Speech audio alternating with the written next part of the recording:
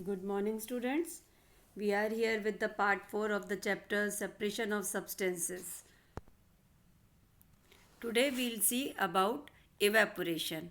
What is evaporation? You have learned last year also in standard 5 that the process in which liquid changes into its vapor is called evaporation.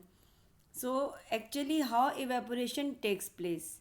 This takes place when the water or any liquid is heated, or with the sunlight even they get heat and slowly it start evaporating.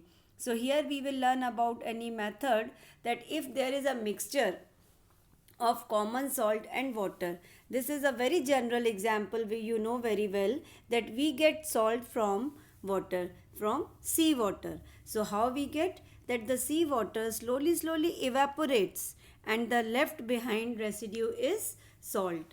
So here we can separate salt from the mixture of water and salt by the process of evaporation. Got it, this method how we obtain salt? So we get salt from the mixture of salt and water by the process of evaporation. Now let's see, there are sometimes more method of separation are used to separate the mixture. So how we can do that? So sometimes if you see, you have noticed that your mother washes dal or rice before cooking. So first she put water in it.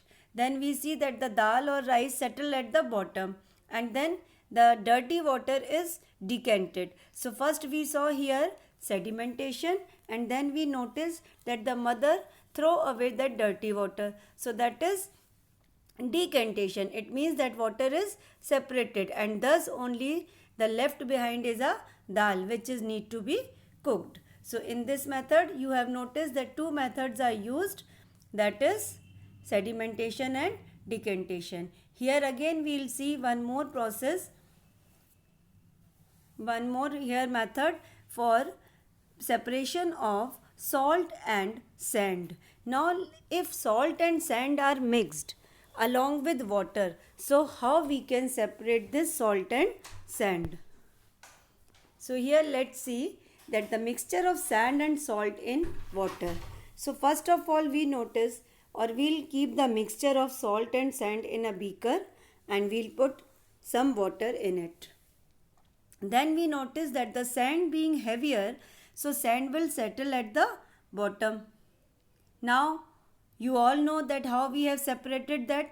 It means now after sedimentation we are going to remove the water in another container. Means we tilt the container and we will keep that decanted water in another container. And in the first container what is there? Only sand.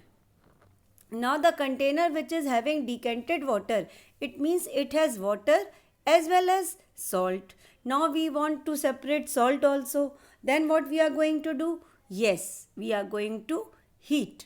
It means now we will put that water in a kettle and we try to keep heat it. Means by putting it onto the burner and we will heat it. So if we will leave it like this only, so what will happen? The whole water will get evaporate. But we want water also. So what we are going to do?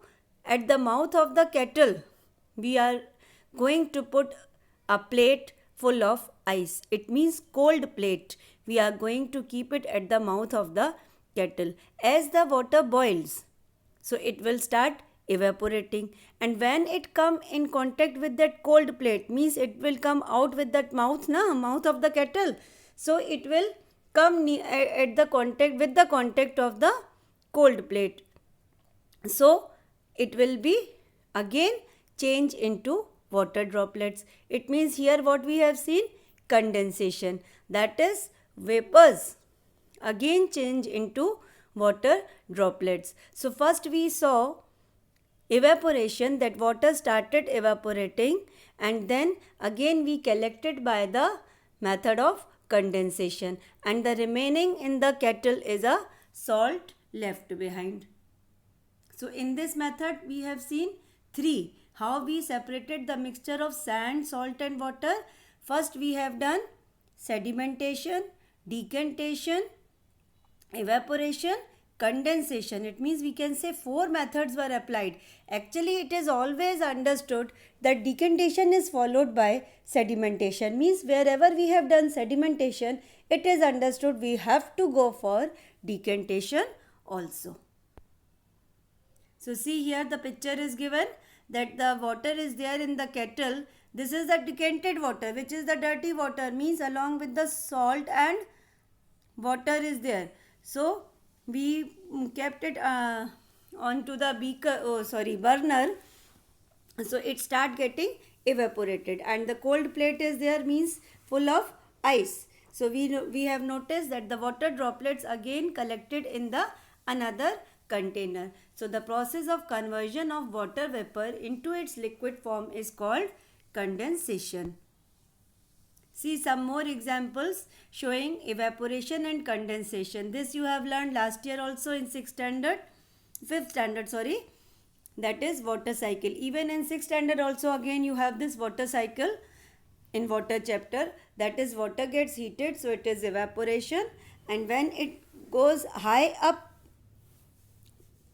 it cools down and makes up a cloud, and then again water droplets fall down in a form of rain, and that is precipitation. Now let's see what is solution and what do we mean by solubility. When salt is added in water, it disappears. We have noticed that it is completely mixed.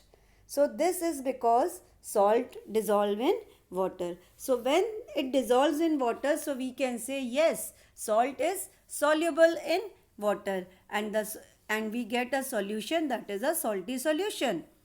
One more example we can give.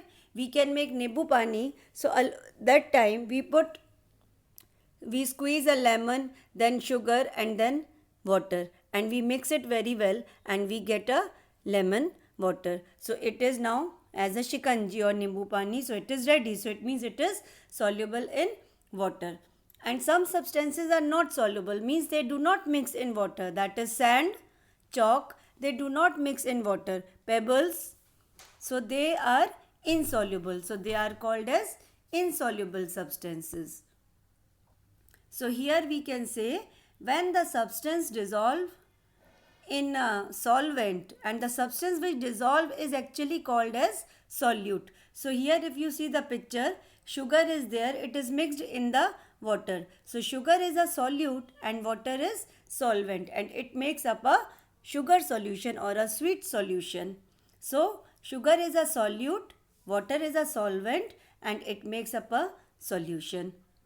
And it means we can say the resulting mixture is called solution. Now, can water dissolve any amount of substance? It is a common sense. If we see that I tried to make a sweet solution, means sweet water, by mixing sugar in the water. So one of the student asked, no ma'am, I want 2-3 spoons more in it. Okay, he tried to mix. Okay, then I tried to stir it and I got it. Then other said, no ma'am, mix 2 more in it. Okay, again let's try. But one time it comes that we are not able to mix more sugar in it. Means then we can say now the solution is actually called as saturated solution. Understood now? So here we can say when no more solute dissolve in the solvent, and it is said to be saturated solution. Now if again and again the person is insisting to put more and more sugar, so first what I did, I tried to stir it continuously with the spoon. The time came that it was not getting mixed again. So I will try to heat the water. It means when I'll try heating, so I notice yes, I am able to mix more and more sugar in it. So we can say here, this is actually called as solubility, means how much amount of solute dissolve in the solvent. So the solubility increases by heating. So this is very important. We should know on heating the solubility increases. So here Solubility is the ability of the substance to get dissolved in a given liquid. Just now you have learned that how much we are able to mix that solute.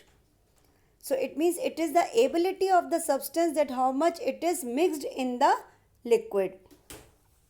There are some other factors that increase the solubility of a solute. So first you have noticed that I tried to stir it again and again. So it is actually called stirring. So stirring dissolves faster, means it tries to dissolve the solute faster.